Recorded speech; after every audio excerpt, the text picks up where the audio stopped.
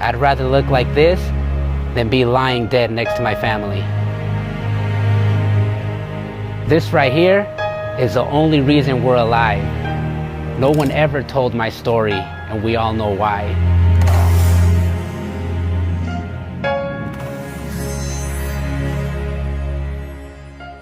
My name is Raul, and on July 3rd this year, we were celebrating our freedom at a friend's house when the unthinkable happened.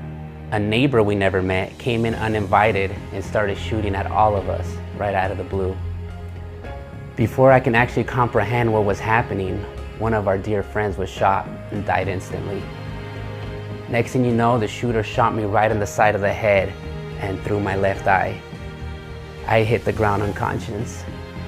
Everyone in the house was screaming bloody murder and thought I was dead, including my family, who sprinted to a nearby bedroom and tried barricading themselves.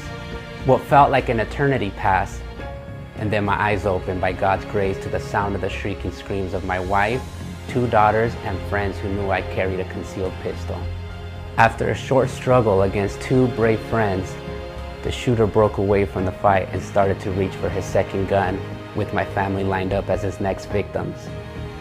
But I put 4 shots in his chest and sent him straight to hell. If I didn't have my gun, everyone in that house would have died. The news vans would have been front and center, but because I did, you never even heard about it. In fact, each year, over 1 million law-abiding Americans use firearms to protect themselves and their loved ones.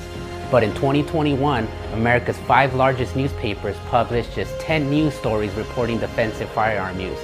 In contrast, those same newspapers had a total of 1,743 news stories containing the keywords murder, gunfire, or shot. We still have no idea why that man opened fire that day, but it has only reinforced our family's support for the Second Amendment.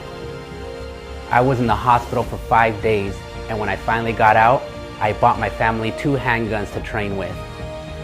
Evil will always exist, and we are more ready to confront it with equal force now more than ever.